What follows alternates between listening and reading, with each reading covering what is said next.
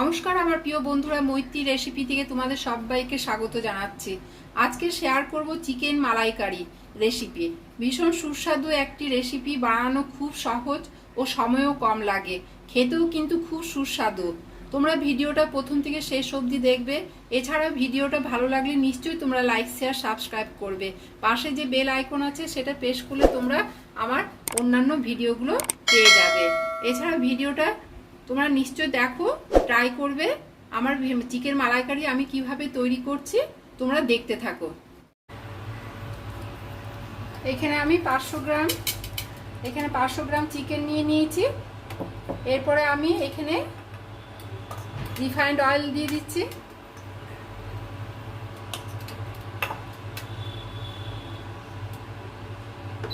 আমি সবসময় লো থেকে মিডিয়াম হিটে এটা আমি করব। তোমরাও গ্যাসে করতে গেলেও একটু মিডিয়াম থেকে লো থেকে মিডিয়ামে ফ্লেমটাকে দেবে। এখানে আমি গরম মশলা নিয়ে নিয়েছি, গোটা গরম মশলা, দারচিনি, এলাচ আর লবঙ্গ। 4টে লবঙ্গ, 2টো এলাচ আর দারচিনি দিয়ে আমি একটা ফোড়ন করে নিচ্ছি। এরপরে এর মধ্যে আমি তেজপাতাও দিয়ে দিচ্ছি। তেজপাতা দিয়ে মশলাটাকে একটু জাস্ট 2-3 সেকেন্ড একটু ফ্রাই করে নিচ্ছি।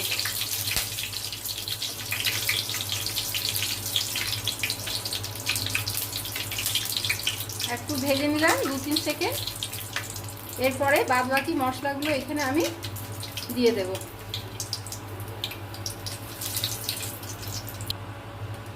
এরপরে আমি পেঁয়াজ কুচি দিচ্ছি, 1 বাটি পেঁয়াজ কুচনো দিয়ে জাস্ট অল্প করে একটু নুন দিয়ে দিলাম।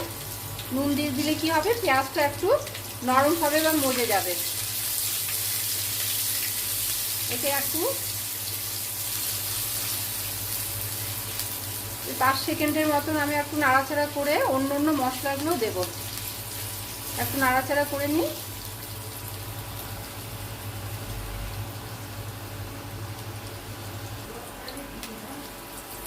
এরপর আমি বাদবাকি মশলাগুলো দিচ্ছি। এখানে রসুন পেস্ট 1 চামচ আছে,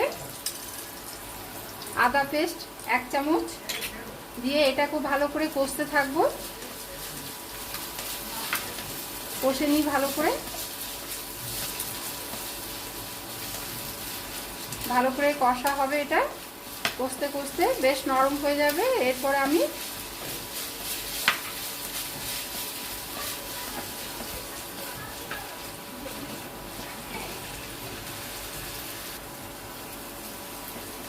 এরপরে বাদবাকি মশলাগুলো দিচ্ছি। জিরে গুঁড়ো 1 চামচ, ধনে গুঁড়ো 1 চামচ দিয়ে দিলাম। এখানে কাশ্মীরি লঙ্কা গুঁড়ো 1 চামচ আর এমনি লঙ্কা গুঁড়ো, যেটা প্যাকেট লঙ্কা গুঁড়ো, 1 চামচ দিলাম। যে যেমন ঝাল খাবে সেই স্বাদ অনুযায়ী লঙ্কা গুঁড়ো বা মিষ্টি আর নুন দিলে ভালো হয়। এখানে মশলাটা বেশ একটু জল দিয়ে দিচ্ছি, নইলে লেগে যাওয়ার ভয় থাকবে। এমনিতে আমি এই মাংসতে, এই মালাই চিকেনে আমি কিন্তু জল ব্যবহার করব না, যেহেতু এখানে মশলার মধ্যে জল দিতে হবে, লেগে যাওয়ার ভয় থাকবে। তাই আমি এখানে অল্প করে জাস্ট জল দিচ্ছি।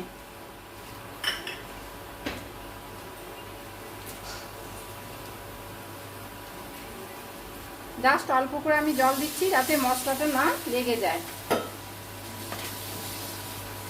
দিয়ে ভালো করে এটাকে আমি কষতে থাকি।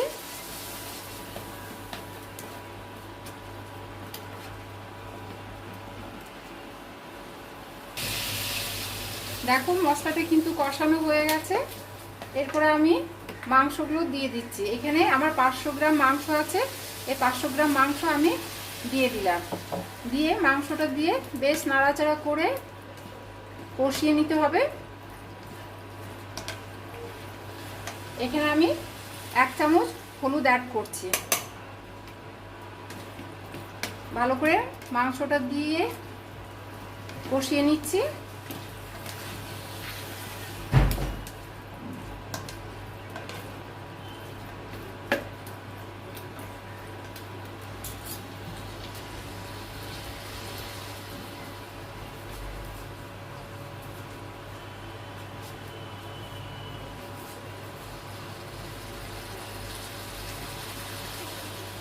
আমি 1 চামচ চিনি দিয়ে দিচ্ছি।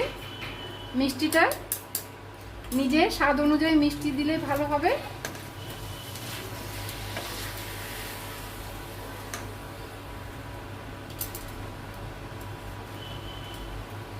আর নুন 1 চামচ দিয়ে দিলাম।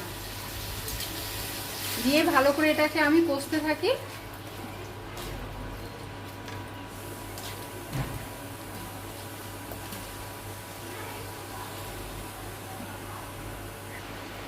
এই 5 মিনিটের মতন আমি কষতে থাকছি। এর মধ্যে আমি একটা পেস্ট তৈরি করে নেব। এখানে আমি মিক্সি নিয়ে নিয়েছি।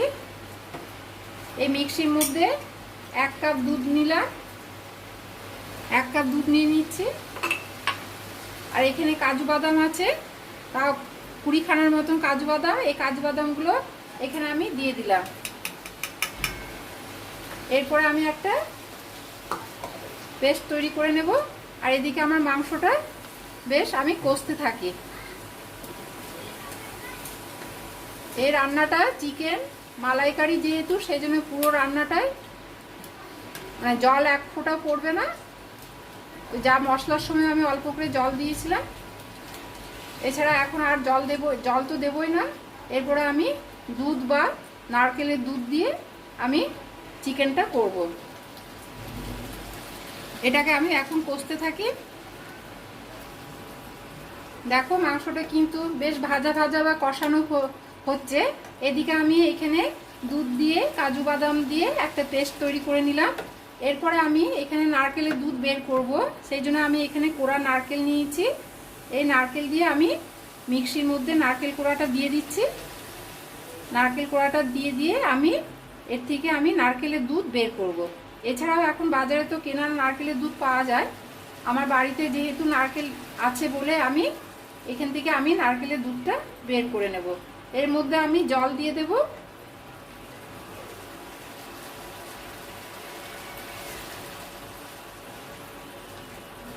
হালকা গরম জল দিয়ে দিচ্ছি আমি। দিয়ে এটা থেকে আমি নারকেলের দুধটা বের করব। এটা বেশ এখন ভাজা ভাজা বা কষানো হচ্ছে। এখন আমি এখানে এই যে দুধে পেস্ট করা ছিল কাজু, সেটা আমি দিয়ে দিলাম। দিয়ে এটাকে একটু 5 মিনিটের মতন 5 থেকে 6-7 মিনিট আমি ঢাকা দিয়ে রাখবো।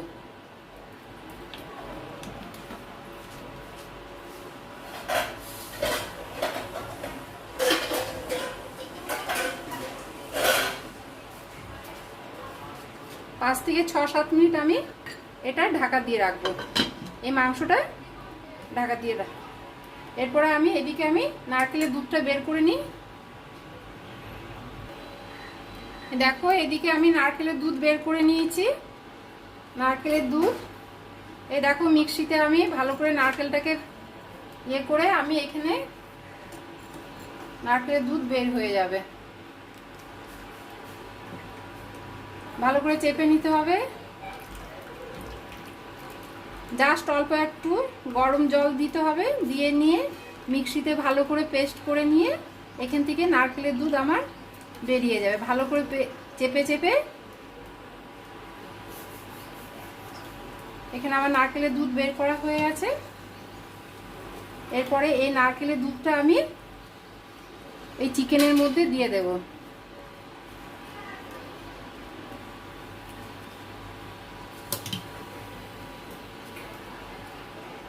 এই চিকেনটা খুলে দেখি এবারে। 5 মিনিট পরে চিকেনটা খুলছি আমি।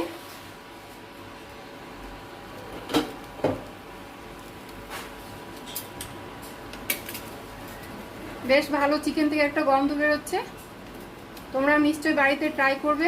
এছাড়া আমার ভিডিওটা যদি ভালো লাগে নিশ্চয়ই তোমরা লাইক শেয়ার সাবস্ক্রাইব করবে। পাশে যে বেল আইকন আছে সেটা প্রেস করলে তোমরা আমার অন্য রেসিপিগুলো পেয়ে যাবে। এমনকি যেগুলো আমি করব সেগুলো পেয়ে যাবে সাবস্ক্রাইব করলে। এরপরে আমি এর মধ্যে এই যে দুধ, নারকেলের দুধটা আমি এর মধ্যে দিয়ে দিলাম। নারকেলের দুধ দিলাম। এর সঙ্গে আমি হাফ চামচ আমি গুঁড়ো গরম মশলা দিয়ে দিলাম। আর অল্প করে জাস্ট 1 চামচ আমি অল্প করে হাফ চামচের মতো ঘি দিয়ে দিলাম। দিয়ে এটাকে আমি আবার ঢাকা দিয়ে রাখবো, মাংসটা বেশ সেদ্ধ হয়ে যাবে।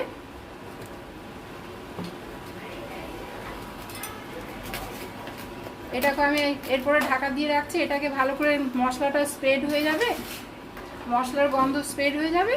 আমি এটা এখন 10 মিনিটের মতন ঢাকা দিয়ে রাখবো। দেখো আমি 10 মিনিট পরে খুলছি, চিকেন বেশ নিশ্চয় সেদ্ধ হয়ে যাবে। এর আগেও আমি অল্প করে চিকেনটাকে আমি যখন ম্যারিনেশন করেছিলাম, মানে কষেছিলাম চিকেন, তখন বেশ অনেকক্ষণ চিকেনটাকে কষা হয়েছিল। নিশ্চয় সেদ্ধ হয়ে গেছে। এ দেখো সেদ্ধ হয়ে গেছে পুরো। এরপরে আমি